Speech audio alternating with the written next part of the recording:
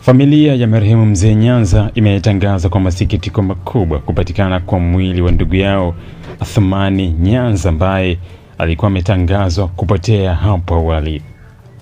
Kwa mujibu wa taarifa ya familia, marehemu amepatikana akiwa tayari amefariki dunia, jambo lililoacha majonzi makubwa kwa ndugu, jamaa na marafiki.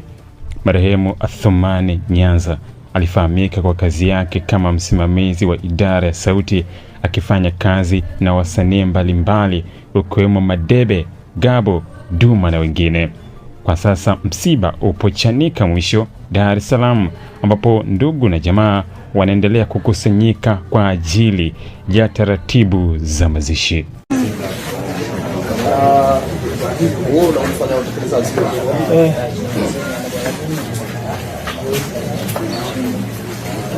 Nani njoo basi. Jomba. Jomba ongea haraka kidogo na majukumu.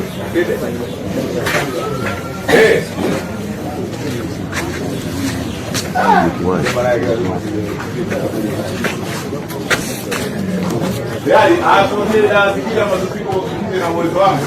Nawe naweza kanafuta daftari kwa ajili ya wale ambao wanaotaka kushiriki katika muziki katika namna ya tamasha.